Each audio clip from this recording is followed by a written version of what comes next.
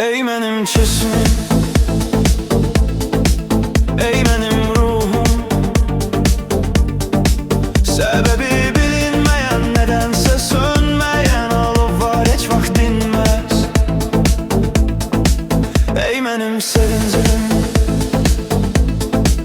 ey benim kederim,